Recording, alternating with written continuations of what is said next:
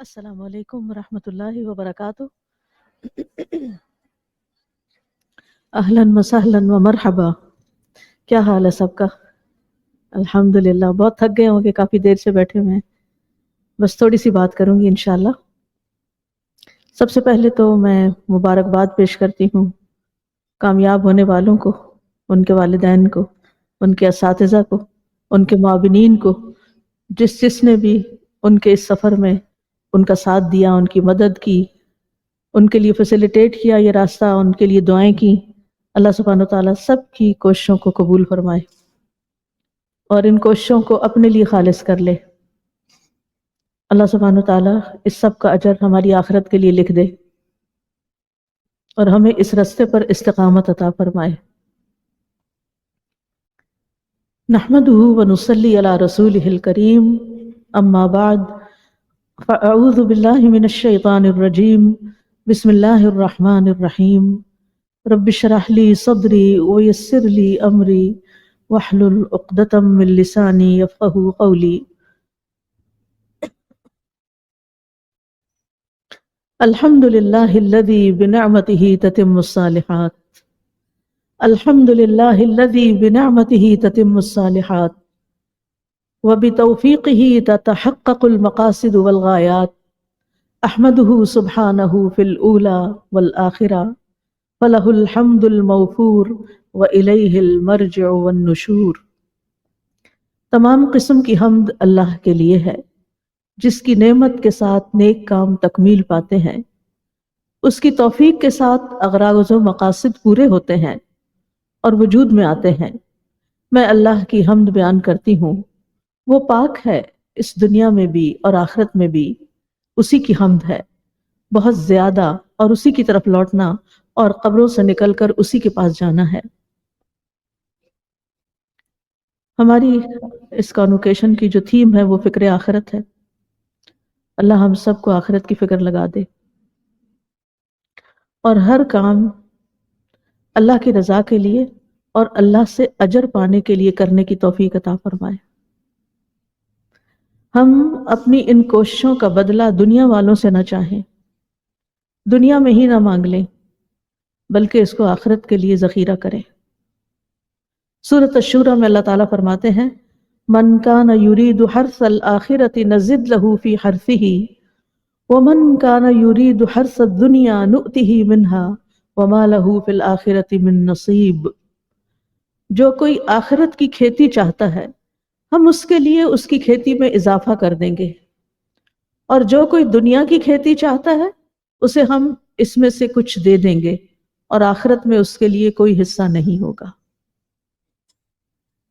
ہم سب کو سوچنا چاہیے کہ ہم اپنے اعمال، اپنی محنتوں، اپنی کوششوں کا ثواب، نتیجہ، اجر کہاں چاہتے ہیں، کس سے چاہتے ہیں، یہ سب کچھ کس کے لیے کرتے ہیں، قرآن کیوں پڑھتے ہیں، سبق کیوں یاد کرتے ہیں، امتحان کیوں لکھتے ہیں، اور پھر رزلٹ آنے پر کیا سوچتے ہیں، سرٹیفکیٹ مل جائے تو کیا سوچتے ہیں۔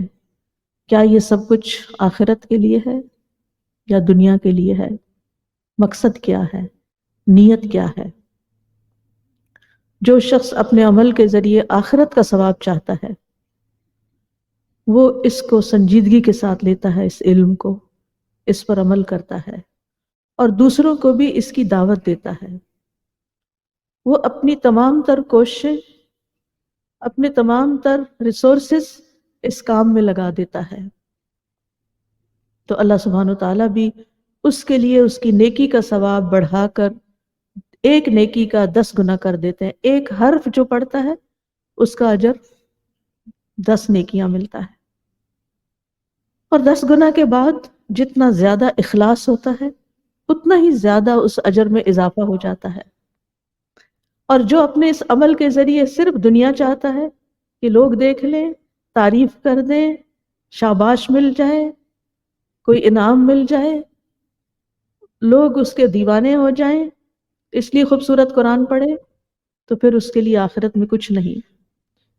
دنیا میں بھی اس کو صرف اتنا ہی ملتا ہے جتنا اللہ نے اس کی تقدیر میں لکھا ہوتا ہے، اور آخرت میں تو اس کے لیے کوئی ثواب نہ ہوگا۔ یہاں اس آیت میں حرث کا لفظ استعمال ہوا ہے۔ حرث، حرث لغت میں مصدر ہے، اس کا معنی ہے زمین میں بیج ڈالنا تاکہ وہ کھیتی اگ آئے جس سے لوگوں کو فائدہ پہنچے۔ اور یہاں اس حرث سے مراد اعمال کے اثرات اور اس کے نتائج، یعنی جو ہم نے محنت کی، کوشش کی، اس کا نتیجہ اور اس کا ثمرہ، ان کو بیجوں کے ساتھ، بیجوں کے ثمرات کے ساتھ تشبیہ دیتے ہوئے کھیتی کہا گیا ہے۔ تو من کان یرید حرث الآخرہ، اس کا مطلب یہ ہے کہ لوگوں میں سے جو اپنے اعمال کے ساتھ آخرت کے ثواب اور اللہ تعالیٰ کی رضا کا ارادہ رکھتا ہے تو اللہ تعالیٰ اس کی اس کھیتی کو بہت بڑا کر دیتے ہیں اور اس کے ثواب اور عطیے کو کئی گنا بڑھا دیتے ہیں۔ نزد لہو فی حرثہ، یعنی 10 گنا سے لے کے انگنت گنا تک۔ اسی طرح ایک اور قول بھی ہے اس آیت کی تفسیر میں، اور وہ یہ ہے کہ پھر جو آخرت کا ارادہ کر لیتا ہے، ہم اس کی کھیتی میں کس طرح اضافہ کرتے ہیں کہ اس کو عبادت کی توفیق دے دیتے ہیں، اسے نیک کاموں کی توفیق دے دیتے ہیں، یعنی وہ مزید اس رستے میں آگے بڑھتا ہے، عبادت اس کے لیے آسان کر دیتے ہیں۔ یعنی پھر اس علم کو حاصل کرنے کے بعد اس کے لیے عمل کرنا آسان ہو جاتا ہے، اس کو توفیق مل جاتی ہے، کئی طرح کی نیکیوں کے دروازے اس کے لیے کھل جاتے ہیں۔ اور اسی طرح یہ بھی کہ اس سے مراد آخرت کی کھیتی ہے، یعنی آخرت کی کھیتی سے مراد یہاں پھر جو اطاعت کے کام وہ دنیا میں کرتا ہے جس عبادت کی توفیق کے بعد، اس کا اجر وہاں اس کو جا کر ملے گا۔ اور یہ بھی معنی کیا گیا ہے کہ اللہ سبحانہ وتعالیٰ اس کو آخرت کے ساتھ ساتھ دنیا بھی عطا کرتے ہیں، یعنی اس نے دنیا کی نیت نہیں کی ہوتی، وہ دین کو سیکھ کر، نیک کام کر کے، اطاعت کر کے، عبادت کر کے دنیا نہیں کمانا چاہتا، اس کو دنیا کمانے کا ذریعہ نہیں بناتا، لیکن اللہ سبحانہ وتعالیٰ اس کے لیے دنیا کی زندگی بھی آسان کر دیتے ہیں۔ من اتبع ہدایا فلا یضل ولا یشقى، جو ہدایت کی پیروی کرتا ہے، اللہ کی ہدایت کی پیروی کرتا ہے، نہ پھر وہ بھٹکتا ہے اور نہ ہی وہ بدبخت ہوتا ہے۔ اس کی خوش قسمتی اور خوش بختی کا آغاز دنیا سے ہی ہو جاتا ہے، اطمینان قلب سے ہو جاتا ہے، شرح صدر سے ہو جاتا ہے، نیکیوں میں دوڑ لگانے کی توفیق سے ہو جاتا ہے، اور اس کے ساتھ ساتھ آخرت کا اجر تو محفوظ ہو جاتا ہے۔ تو نزد زیادہ کہاں ہے، یعنی آخرت میں، آخرت کے لیے تو محفوظ ہو گیا، لیکن مزید دنیا میں بھی اللہ نے اس کو دیا۔ تو ہماری سوچ، ہماری نیت، ہمارا ارادہ کیا ہونا چاہیے کہ ہم جو بھی نیکی کا کام کریں جس کا آغاز ایمان کے بعد علم سے ہوتا ہے، صرف اللہ کی رضا کے لیے کریں، اس کا اجر اللہ سے چاہیں، بندوں سے نہیں چاہیں، چاہے شکریہ یا تعریف کی شکل میں کیوں نہ ہو، یا دعا کی شکل میں کیوں نہ ہو، کہ بار بار کسی کو کہنا کہ میں نے آپ کو پڑھایا، آپ میرے لیے ضرور دعا کرنا، یا مجھے آپ سے یہ فائدہ اٹھانا ہے، یا آپ میری تعریف کریں، یا آپ میری اطاعت کریں، یا آپ میرے بن جائیں، یا آپ میرے فالوور بن جائیں، یا آپ میرے فین بن جائیں، یا آپ میرے پیچھے پیچھے چلیں، یا آپ میری پارٹی بن جائیں، یا آپ مجھے ووٹ دیں، یا آپ مجھے دنیا کا مال دیں، یا آپ میرے لیے تعریفوں کے پل باندھ دیں۔ ایسا کچھ بھی وہ نہیں چاہتا، اور جو یہ سب کچھ چاہتا ہے اس کو ضروری نہیں کہ وہ پھر ملے بھی جو وہ چاہ رہا ہے، دنیا کا، دین کا علم حاصل کر کے ضروری نہیں کہ اس کو ملے۔ اس کو جو اس علم کو عمل کی بجائے دنیا کی خواہشات کی تکمیل کرنے کے لیے پڑھتا ہے، سیکھتا ہے، تو اللہ تعالیٰ اس کو اتنا ہی دیتے ہیں جتنا اس کے لیے دنیا لکھی گئی ہوتی ہے، دنیا کا ساز و سامان اور دنیا کی زینت جتنا اس کے مقدر میں ہوتا ہے۔ قتادہ کہتے ہیں اس کا مطلب ہے کہ ہم اس کو اتنی مقدار میں دیتے ہیں جتنا اللہ نے اس کے لیے تقسیم کیا ہوتا ہے، جیسا کہ اللہ تعالیٰ کا فرمان ہے عجلنا لہ فیہا ما نشاء لمن نرید، ہم اس کو اس میں جلدی دے دیں گے جو چاہیں گے، جس کے لیے چاہیں گے، جس کے لیے چاہیں گے، جو چاہیں گے، تمہاری خواہش پر نہیں، تمہاری طلب پر نہیں بلکہ اللہ کے فیصلے پر مبنی ہے کہ کس کو کیا ملتا ہے. لیکن وہ بد نصیب جو صرف دنیا ہی چاہتا ہے، آخرت کو بھولا ہوا ہے، آخرت کی کوئی فکر نہیں، پھر اس کے اعمال کا آخرت میں کچھ حصہ نہیں. وَمَا لَهُ فِي الْآخِرَةِ مِن نصیب، اور اس کے لیے آخرت میں جو ہمیشہ باقی رہنے والی ہے، ہمیشہ رہنے والی نعمتیں ہیں، ان میں سے کوئی حصہ نہیں. کیونکہ اس نے دنیا جلدی ملنے والی دنیا چاہی، وہ اس کو جتنی نصیب میں تھی مل گئی، اب آخرت میں اس کے لیے کچھ بھی نہیں. یعنی آخرت میں وہ محروم رہے گا، کیونکہ اس نے اپنا یہ عمل آخرت کے لیے کیا ہی نہیں، صرف دنیا کے لیے کیا. تو جس کے لیے کیا وہیں پر اس کو بس ملے گا. تو ہم سب کو بھی یہ سوچنا چاہیے کہ ہمیں کیا چاہیے، دنیا کا ثواب چاہیے یا آخرت کا ثواب چاہیے. ہمارا مقصد کیا ہے، ہماری منزل کیا ہے، ہم کہاں پہنچنا چاہتے ہیں، ہم کیا حاصل کرنا چاہتے ہیں، ہمارا ہم و غم کیا ہے، ہمارے دل میں بار بار آنے والا خیال کیا ہے. جب بھی کوئی اچھا کام کرتے تو بار بار دل میں کیا خیال آتا ہے. انسان فطری طور پر اس طریقے پہ بنایا گیا ہے کہ اس کے دل کے اندر کوئی نہ کوئی ہم، کوئی نہ کوئی فکر، کوئی نہ کوئی سوچ مسلسل رہتی ہے. ہم سب کو بھی اپنی اس سوچ کا جائزہ لینا چاہیے کہ میرے ہم و غم کیا ہے، میں اکثر کس بات پہ پریشان رہتی ہوں، میں اکثر کس بات کی خواہش رکھتی ہوں، مجھے اکثر کون سی بات یاد رہتی ہے، میری یادوں پہ کیا چیز چھائی رہتی ہے، مجھے سوتے جاگتے کس چیز کی فکر رہتی ہے. ہم میں سے ہر ایک کو سوچنا چاہیے، کیونکہ اگر آخرت کی فکر نہیں تو لازماً پھر کوئی نہ کوئی دنیا کی فکر لگی ہوئی ہے. دنیا ختم ہونے والی ہے، دنیا عارضی ہے، دنیا بہت چھوٹی ہے، دنیا مچھر کے پر کے برابر بھی نہیں. اس کے غموں کو نہ پالیں، اپنا غم و ہم آخرت کو بنا لیں. اللہ دنیا بھی سنوار دے گا، یہ اس کا وعدہ ہے کہ جو آخرت کو اپنا ہم و غم بنائے گا، دنیا اس کے پاس ذلیل ہو کر آئے گی. یہ نہیں ہوگا کہ آپ نے آخرت کی فکر کی اور آپ کی دنیا بگڑ گئی، ایسا نہیں ہوگا. جو دنیا آپ کے مقدر میں ہے وہ مل کر رہے گی، لیکن دنیا کے کام بھی آخرت کے اجر کے لیے کرنے ہیں. اکثر آپ جب کسی سے سوال کرتے ہیں کہ آپ کیا کرتے ہیں تو لوگوں کا کیا جواب دیتا ہے، آج کل فلاں جگہ جاب کرتا ہوں. کوئی کہے گا کہ میں یونیورسٹی میں پڑھ رہا ہوں، کوئی کہے گا کہ میں یہ بزنس کر رہا ہوں. تو سب کا جواب کیا ہوتا ہے؟ وہی ہوتا ہے جو اس کی سب سے بڑی پرائرٹی ہوتی ہے، جو اس کی اچیومنٹ ہوتی ہے، یا وہ دنیا میں سب سے اہم کام جس کو سمجھ رہا ہوتا ہے، جس کے گرد اس کی ساری زندگی ریوالو کر رہی ہوتی ہے. جو بزنس میں ہوتا ہے اس کا اٹھنا جاگنا سب کچھ کیا ہوتا ہے، دنیا کی فکر کے ساتھ ہوتا ہے. جو پڑھ رہا ہے، جو جاب کر رہا ہے، اس سارا وقت وہی دل میں غم غم غم. ٹھیک ہے، یہ نیچرل سی بات ہے کہ جو چیز ہمارے سامنے ہوتی ہے اس کی ہمیں فکر زیادہ ہوتی ہے، آخرت پردے کے پیچھے اس کی فکر کم ہوتی ہے. اس میں کیا کوئی غلط بات ہے جاب کرنا، بزنس کرنا، پڑھنا، یا کوئی بچوں کو پالنا، یا کوئی بھی دنیا کا کام کرنا؟ نہیں، غلط نہیں ہے. لیکن یہ ساری چیزیں آخرت کے جواب دہی فکر آخرت کے ساتھ ہونی چاہیے. میں بچوں کو کیوں پال رہی ہوں؟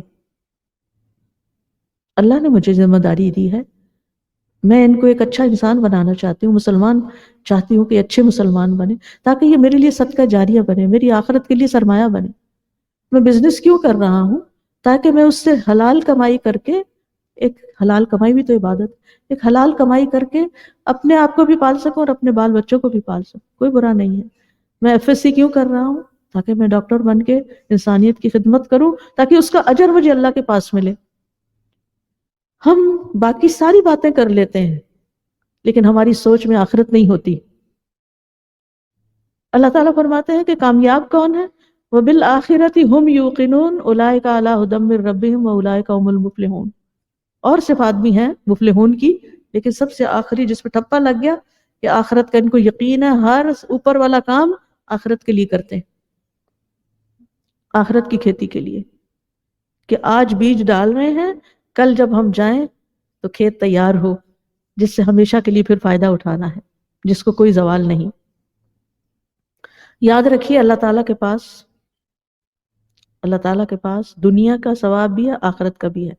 اللہ تعالیٰ فرماتے ہیں من کان یرید ثواب الدنیا فَعِندَ اللَّهِ ثَوَابُ الدُّنْيَا وَالْآخِرَةِ وَكَانَ اللَّهُ سَمِيعًا بَصِيرًا۔ جو شخص دنیا کا بدلہ چاہتا ہو تو اللہ ہی کے پاس دنیا اور آخرت کا بدلہ ہے، دینے والا وہی ہے، دنیا بھی اسی نے دینی، آخرت بھی اسی نے دینی۔ جو آخرت کو منزل بنا لے گا دنیا راستے میں مل جائے گی اس کو، لیکن جو صرف دنیا کو منزل بنائے گا اس کے لیے آخرت میں کچھ نہیں ہوگا۔ اور اللہ ہمیشہ سے سب کچھ سننے والا، سب کچھ دیکھنے والا ہے۔ تو دنیا چاہنے والے کو صرف دنیا، اور آخرت کے طلبگار کو آخرت اور دنیا دونوں مل جائیں گی۔ دنیا چاہنے والے کو دنیا میں اعمال کا بدلہ مل جائے گا۔ لوگ نماز کیوں پڑھتے ہیں؟ تاکہ ان کی قبر روشن ہو جائے، آخرت میں ان کو اجر مل جائے۔ ایسا بھی سوچنے والے ہیں، لیکن بہت سے لوگ اس لیے پڑھتے ہیں تاکہ ان کی حفاظت رہے۔ وہ فجر کی نماز اس لیے پڑھتے کہ سارا دن ان کی حفاظت رہے، ان کو کوئی مصیبت نہ آئے، کوئی آزمائش اور کوئی پریشانی نہ آئے۔ نہیں، یہ مقصد نہیں ہونا چاہیے سر۔ مقصد تو اللہ کی عبادت ہے، اس کے لیے اٹھنا ہے۔ اس کو پسند ہے کہ ہم صبح سویرے سب سے پہلے اس کے آگے جھکیں۔ تو بات یہ ہے کہ ہم سب کو اپنی نیتوں کا جائزہ لینے کی ضرورت ہے، کیونکہ انما الاعمال بالنیات، دنیا کی نیت سے کیا گیا عمل آخرت میں محرومی کا باعث ہو سکتا ہے۔ فمن عمل عمل الآخرۃ للدنیا لم یکن لہ فی الآخرۃ نصیب، جو ان میں سے آخرت کا عمل دنیا کے لیے کرے گا اس کا آخرت میں کوئی حصہ نہ ہوگا۔ رسول اللہ صلی اللہ علیہ وسلم نے فرمایا، جو شخص اللہ کے راستے میں جہاد کرے اور نیت نہ رکھے مگر صرف رسی حاصل کرنے کی، تو اس کو وہی ملے گا جس کی اس نے نیت کی۔ آپ میں سے بہت سے لوگ الہدیٰ میں پڑھنے کے بعد پھر جاب کرتے ہیں، کوئی نہ کوئی کام کرتے ہیں۔ الحمدللہ بے شمار لوگ والنٹیئرز ہیں، بے شمار، ان گنت، اللہ ان کو اجر دینے والا ہے۔ لیکن بعض اوقات کچھ لوگ صرف مال کی خاطر جاب کرتے ہیں کہ چلے باہر جا کر تو بہت کام کرنا پڑے گا، یہاں تو اتنا کام نہیں ہوتا، کچھ نہ کچھ مل جائے گا، چلیں کچھ تنخواہ مل جائے گی، کچھ پیسے حاصل ہو جائیں گے۔ کیا آپ نے الہدیٰ کا کورس اس لیے کیا تھا کہ آپ کو الہدیٰ میں جاب مل جائے اور آپ وہاں سے کچھ کما سکیں؟ اور پھر بعض اوقات ہم اس طرح کی باتیں کرتے ہیں کہ اس کو دیکھتے ہیں کہ اور اداروں کے ساتھ اس کی کمپیٹیبلٹی ہے یا نہیں، وہاں زیادہ مل رہا ہے چلو وہاں چلتے ہیں، یہاں کم ہے۔ یا پھر اگر کچھ عرصہ ہو گیا ہے کام کرتے ہوئے اور پروموشن نہیں ہوئی، تنخواہ میں اضافہ نہیں ہوا، تو بد دل ہونے لگتے ہیں اور کام چھوڑنے لگتے ہیں، جبکہ اس مال میں بھی گزارا ہو رہا ہوتا ہے۔ مومن کو تو اپنی ضروریات پوری کرنی ہے نا، تعیش تو نہیں۔ صحابہ کرام کا کیا رویہ یہی ہوا کرتا تھا؟ کیا وہ جہاد میں کوئی تلواریں لینے کے لیے یا کوئی مال غنیمت سمیٹنے کے لیے جاتے تھے؟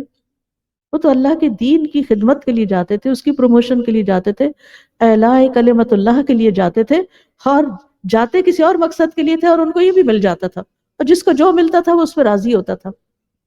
کسی نے شکایت تو نہیں کبھی کی تھی کہ مجھے کم ملا ہے اور زیادہ ہونا چاہیے؟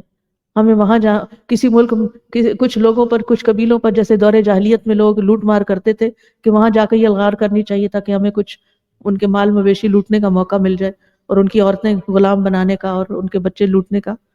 ایسے تو نہیں جاتے، اس کے لیے تھوڑی جاتے تھے۔ اور یہی وجہ ہے کہ کم سے کم عرصے میں اللہ تعالیٰ نے اس وقت میں ایسی برکت ڈالی کہ جس میں دنیا کا ایک بڑا حصہ مسلمانوں کو نصیب ہو گیا، اور صرف آخرت نہیں دنیا بھی مل گئی، اتنی کہ کوئی لینے والا نہیں تھا، کوئی صدقہ قبول کرنے والا نہیں رہا۔ انہوں نے اس مال و متاع کے لیے اکثر صحابہ کرام رو پڑتے تھے جب ان کے سامنے دنیا کا مال آتا تھا۔ آج ہمارا حال کیا ہے؟ ہم دین کا کام کس لیے کرتے ہیں؟ اور ہم کس چیز کو بنیاد بنا کر ہماری موٹیویشن کیا ہے؟ کیا ہماری موٹیویشن آخرت ہے یا دنیا ہے؟ وہ آتا نا کہ بعض لوگ ایسے ہیں کہ جن کو کچھ دیا جائے تو وہ راضی ہوتے ہیں، نہ دیا جائے تو ناراض ہو جاتے ہیں۔ ہمیں اپنے دل سے پوچھنا چاہیے کہ اگر ہم نے بہت تھک کے کام کیا، یہ اتنی کانوکیشن کی، اتنی تیاری کی، اتنی محنت کی، اتنے دن اور رات لگا دیے، اور ہمیں کسی نے اپریشیٹ ہی نہیں کیا، کوئی سرٹیفکیٹ ہی نہیں دیا، یہاں تو کوئی پوچھتا ہی نہیں، یہاں تو کوئی خیال ہی نہیں کرتا، بس کام ہی لیے جاتے ہیں. کیا مومن ایسی باتیں کرتے؟ مجھے نہیں پتا کسی نے کی ہے یا نہیں، لیکن کبھی کبھی کہیں نہ کہیں سے میرے کانوں میں پڑ جاتی ہیں ایسی باتیں بھی.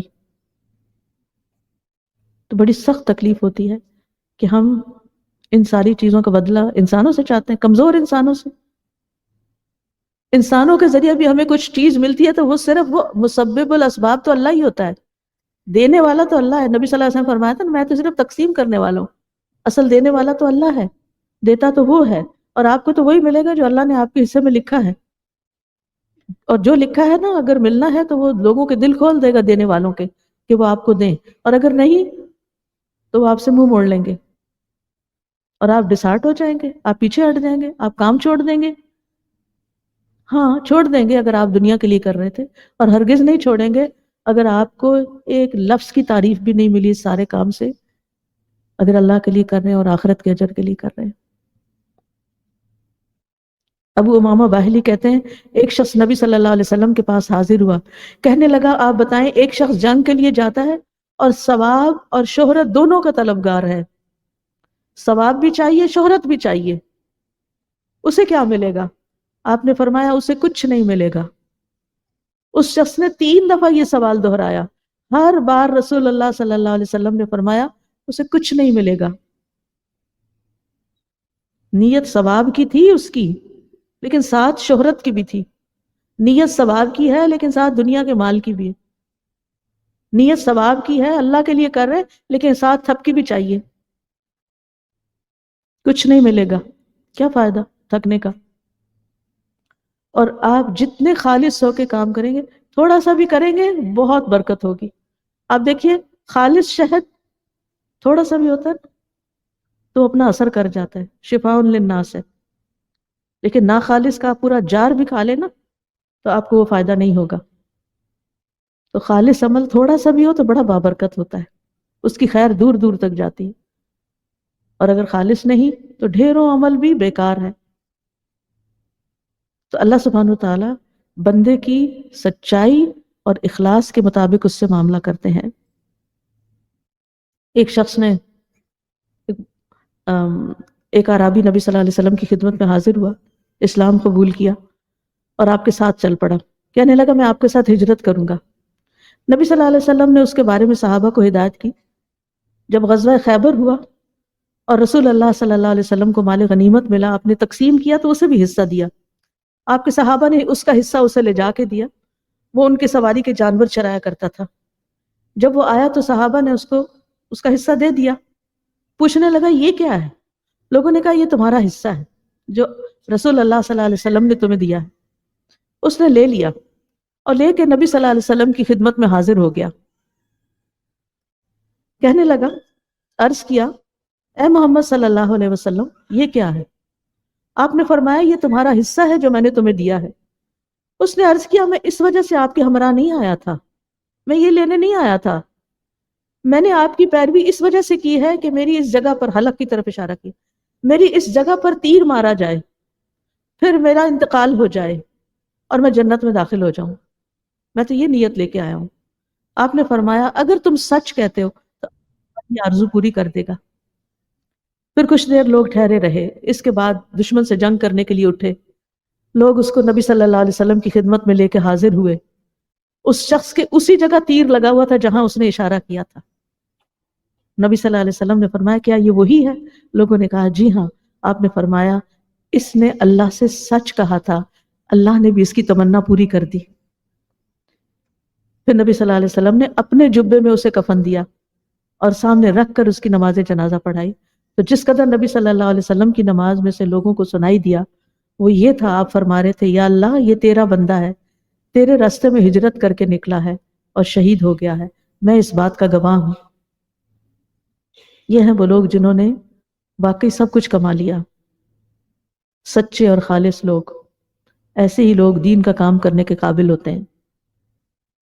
رہے وہ لوگ جو کسی بھی طرح کا ظاہر یا باطن چھپے ہوئے بھی ہڈن مقاصد ان کے ہوتے ہیں کہ اس پلیٹ فارم کو استعمال کر کے کوئی اپنے فائدے حاصل کر لے، تو خسارے میں ہے، کیونکہ دنیا کے لیے کیا گیا عمل ناقابل قبول ہے. ایک ہی عمل، ایک ہی کام سب کر رہے ہوتے ہیں، سب کے پاس ایک طرح کے سپارے پڑھ رہے ہیں، ایک ہی طرح کا سب سبق سنا رہے ہیں، لیکن نیت مختلف ہے، اسی کی بنا پہ قبول یا رد ہوگا. اور بڑے سے بڑے عمل حقیر ہو جاتے ہیں اگر نیت درست نہیں ہوتی. حدیث میں آتا ہے کہ نیت کا وبال دجال سے زیادہ خطرناک ہے. ابو سعید سے روایت ہے، وہ کہتے ہیں رسول اللہ صلی اللہ علیہ وسلم ہمارے پاس تشریف لائے، ہم مسیح دجال کا ذکر کر رہے تھے. آپ نے فرمایا کیا میں تمہیں ایسی چیز کے بارے میں نہ بتاؤں جو میرے نزدیک تمہارے لیے مسیح دجال سے بھی زیادہ خطرناک ہے؟ ہم نے کہا کیوں نہیں؟ تو آپ نے فرمایا شرک خفی، چھپا ہوا شرک. وہ یہ ہے کہ آدمی نماز پڑھنے کے لیے کھڑا ہوتا ہے، جب اسے معلوم ہوتا ہے کہ کوئی اسے دیکھ رہا ہے تو اپنی نماز کو خوبصورت بنا لیتا ہے. آپ ڈھیلی ڈھالی نماز پڑھ رہے تھے، اتنے میں آپ کو کسی کے قدموں کی آواز سنائی دی اور آپ بہت اچھے سے کھڑے ہو گئے کہ یہ شخص دیکھے تو تعریف کرے کہ واہ کیا نماز پڑھی جا رہی ہے. یہ ہے نیت کی خرابی، اور یہ فتنہ دجال سے جو نقصان ہو سکتا ہے نا، اس سے بھی زیادہ انسان کے لیے برباد کرنے والی ہے.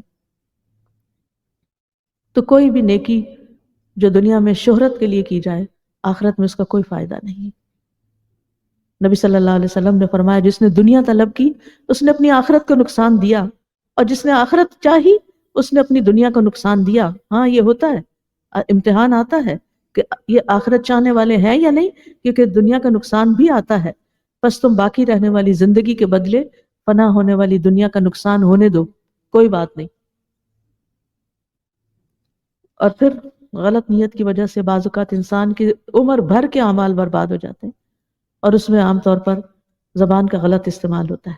وہ حدیث سب نے سن رکھی ہے، صرف یاد دہانی کرا دیتی ہوں کہ 3 لوگ جن کو سب سے پہلے جہنم میں ڈالا جائے گا وہ کون ہوں گے؟ جنہوں نے جو قرآن کو خوب پڑھا ہوگا لیکن دنیا کے لیے، مال خوب خرچ کیا ہوگا لیکن دنیا کے لیے، جہاد کیا ہوگا لیکن تعریف چاہنے کے لیے.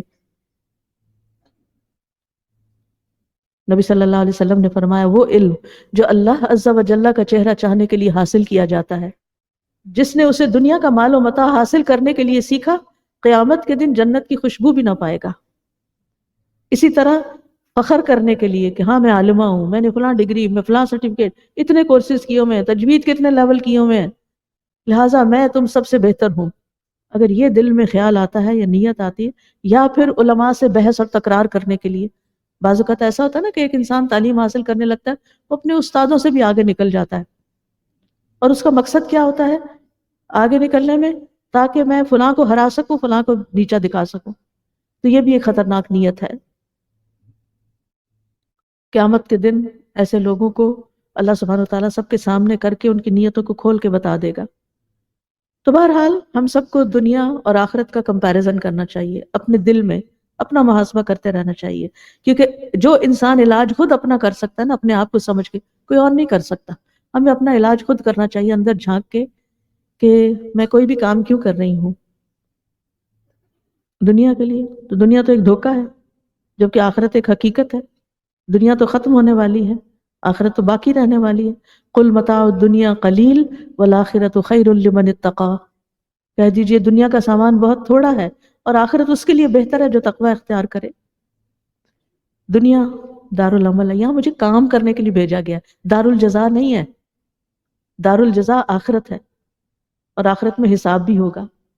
دنیا عارضی مقام ہے، آخرت ہمیشہ کا گھر ہے. یہ زندگی عارضی زندگی ہے، تو صرف آزمانے کے لیے دی گئی. خلق الموت والحیات لیبلوکم ایکم احسن عملا. اور یہ امتحان ہر لمحے ہو رہا ہے، ہر لمحے ہو رہا ہے یہ امتحان. یہ کسی وقت نہیں ہوتا یہ امتحان. اور یہ امتحان ہماری سوچوں کا بھی ہے، نیتوں کا، ارادوں کا بھی ہے، اور اس کے ساتھ ساتھ ہماری باتوں کا بھی ہے، اور ہمارے دن بھر کے کاموں کا بھی ہے کہ کون سا کام کس نیت سے کیا. ہر وقت کا امتحان ہے. ماں نے آواز دی، گئے خدمت، آج نہیں وہ ابا دیکھ رہے ہیں، وہ کہتے کتنی فرما بردار بیٹی ہے. نہیں، اس لیے تھوڑی، اس تعریف کے لیے تھوڑی ماں کی بات سننی ہے. اسی طرح بچوں کی اچھی تربیت کرے تاکہ دنیا واہ واہ کرے، کیا بچے پالے ہیں اس نے، کتنے کامیاب ہیں یہ. تو ہر لمحے کا امتحان ہے، ہر وقت کی ہماری چوائسز ہوتی ہیں کہ ہم کام کس لیے کر رہے ہیں. ہم یہاں بھی آئے تو کیوں آئے، کیوں بیٹھے ہیں یہاں پر، کیا نیت لے کر آئے ہیں اور کیا لے کے جانا ہے. او میں فلاں سے ملنے گئی تھی، آج فلاں کو دیکھ لیا اور فلاں ہو گیا. نہیں، اللہ کی رضا کے لیے آئے ہیں، دین سیکھنے کے لیے آئے ہیں، کچھ علم لے کر جانے کے لیے آئے ہیں، کچھ انسپریشن لے کر جانے کے لیے آئے ہیں. لوگوں نے اپنا کتنا وقت لگایا، کیا حاصل کیا، وہ ہم جاننے کے لیے آئے ہیں تاکہ ہم بھی اپنی زندگی میں کچھ کریں۔ تو اصل زندگی آخرت کی زندگی ہے، اور جو کچھ کرنا ہے وہاں کے لیے جمع کرنا ہے، کیونکہ وہی دار القرار ہے۔ یہ تو سفر ہے، مسافر خانہ ہے۔ آپ کسی سفر میں اپنا گھر تو نہیں بنا کے بیٹھ جاتے، آپ کو پتا ہوتا ہے جانا ہے، لہٰذا ہر چیز بس اتنی استعمال کرتے ہیں، اتنی ہی ساتھ رکھتے ہیں جتنی وہاں چاہیے۔ اور یہ بھی یاد رکھیے کہ اصل عیش آخرت کا عیش ہے، دنیا کا عیش عیش نہیں ہے۔ دنیا کے ہر عیش میں ساتھ ہی تکلیف بھی ہے،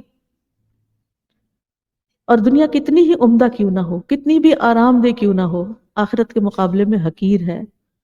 فضیل کہتے ہیں، فضیل بن ایاز، اگر دنیا سونے کی ہوتی، ہر چیز گولڈ کی ہوتی، جس کے لیے فنا ہو جانا ہوتا، اور آخرت مٹی کی ٹھیکریوں کی ہوتی جس کو باقی رہنا ہوتا، تو ہمیں چاہیے کہ اس فنا ہونے والے سونے کی بجائے باقی رہنے والی ٹھیکریوں کو اختیار کریں۔ لیکن آخرت سونے کی ہے اور دنیا ٹھیکریاں ہیں، تو پھر بھی ہم نہیں سمجھتے۔ آپ دیکھیے، اللہ تعالیٰ کے لیے ہمیں خالص ہونا ہے، اعمال کو آخرت کے لیے خالص کرنا ہے۔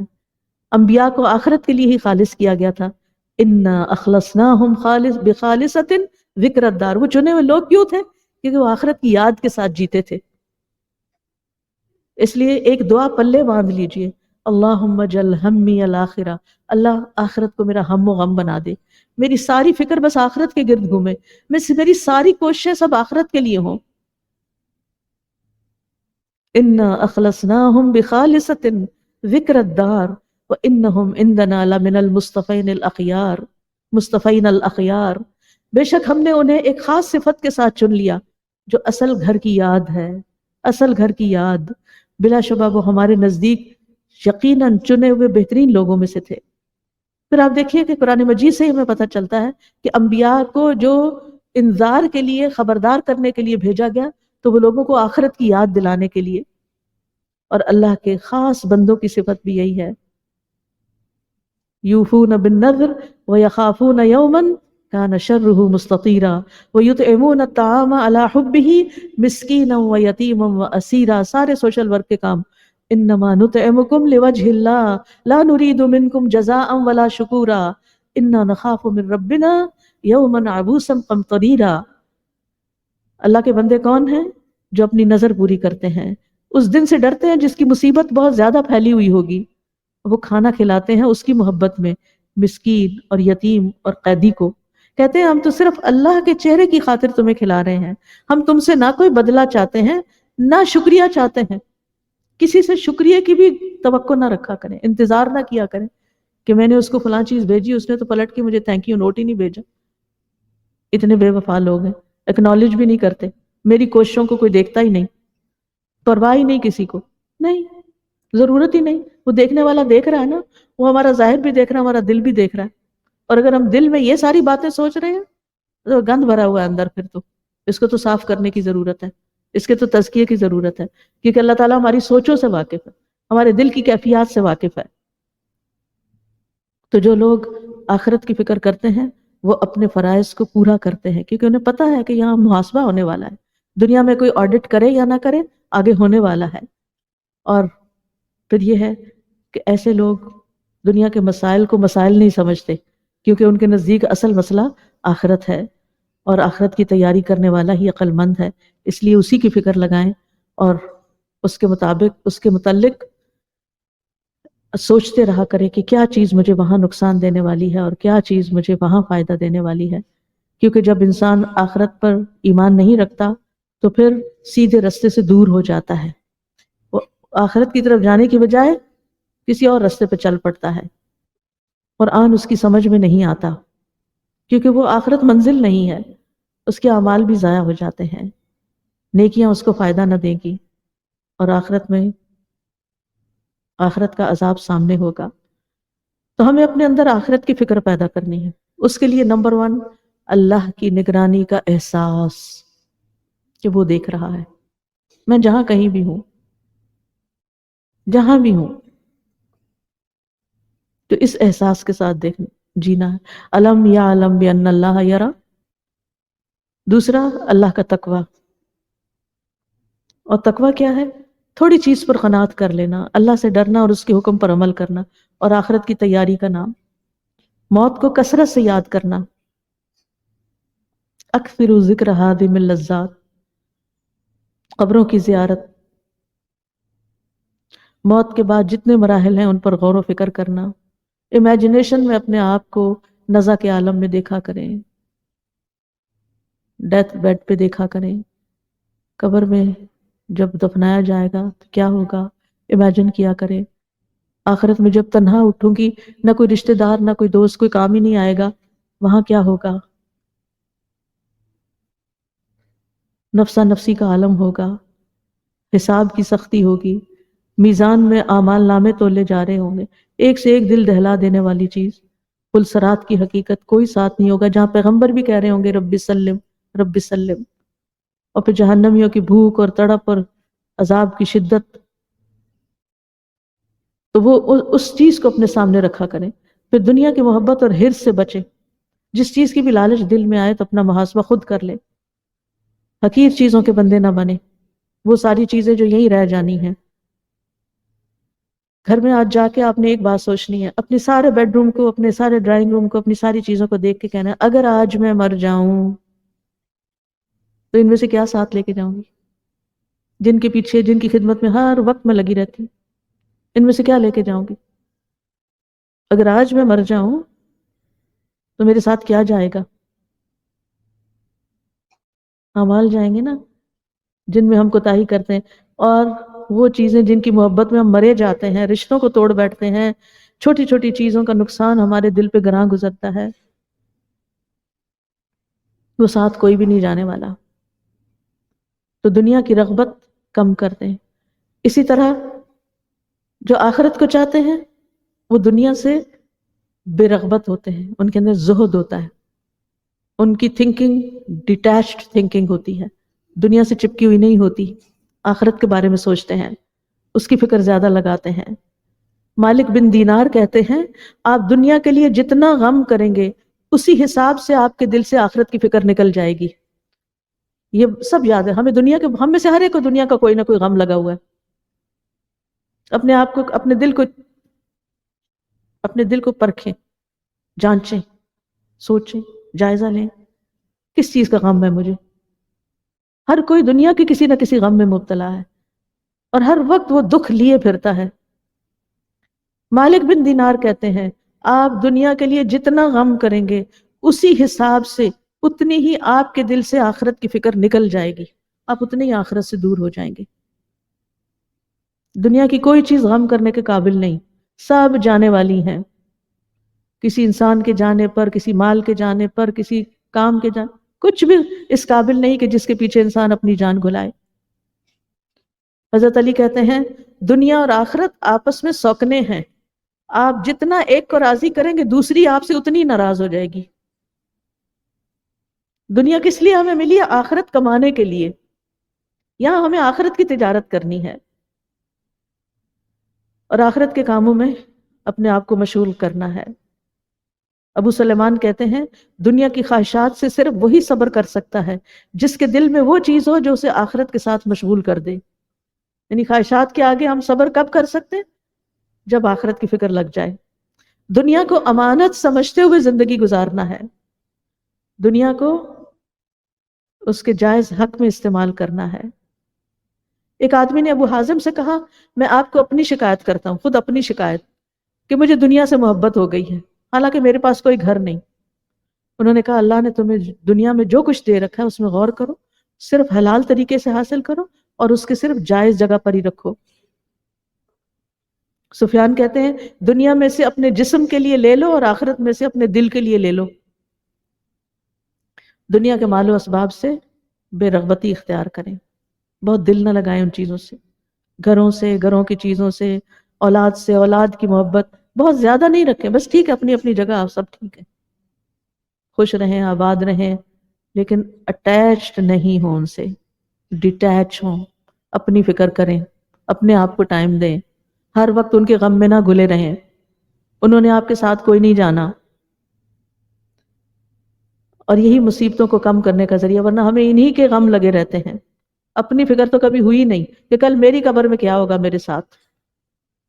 اور پھر گناہوں اور نافرمانیوں سے بچنا ہے، قرآن میں غور و فکر اور تدبر کرنا ہے. جب انسان کو غور و فکر اور تدبر کرتا ہے تو قرآن ہماری زندگی کو ڈسپلن کرتا ہے، ہماری آواز کو ڈسپلن کرتا ہے. وَغْضُضْ مِن صَوْتِكَ، ہماری چال کو. وَلَا تَمْشِ فِي الْأَرْضِ مَرَحًا، ہمارے کھانے پینے کو. وَكُلُوا وَاشْرَبُوا وَلَا تُسْرِفُوا، ہمارے الفاظ کو. قُولُوا لِلنَّاسِ حُسْنًا، ہماری مجالس کو. لَا يَغْتَبْ بَعْضُكُمْ بَعْضًا، ہمارے نفسوں کو. لَا يَسْخَرْ قَوْمٌ مِّن قَوْمٍ، ہمارے رویوں کو. فمن عفا واصلح فاجرہ علی اللہ. تو اللہ تعالیٰ سے دعا ہے کہ ہمیں اللہ تعالیٰ آخرت کی فکر دے دے. ربنا آتنا فی الدنیا حسنۃ وفی الآخرۃ حسنہ وقنا عذاب النار. اللہم انا نسألک العافیۃ فی الدنیا والآخرہ. اللہم یا ربنا لا تخزنا یوم القیامہ. اللہم انا نعوذ بک من ضیق الدنیا وضیق یوم القیامہ. اللہ ہمیں توفیق دے کہ ہر کام تیری رضا کے لیے کریں، ہر کام تیری خوشی کے لیے کریں، آخرت کو سامنے رکھتے ہوئے اپنے فرائض ادا کریں، آخرت کے عذاب سے بچنے کے لیے نیکیاں کریں، اپنے مال و اسباب اور اپنی جان کو آخرت کے لیے استعمال کریں، آخرت کو سامنے رکھتے ہوئے صدقہ کریں، اور آخرت کے عذاب سے بچنے کے لیے ہر نیکی کا کام کریں. اللہ تعالی ہمیں اس کی توفیق عطا فرمائے. وآخر دعوانا ان الحمد للہ رب العالمین. سبحانک اللہم وبحمدک، اشہد ان لا الہ الا انت، استغفرک واتوب الیک. السلام علیکم ورحمۃ اللہ وبرکاتہ.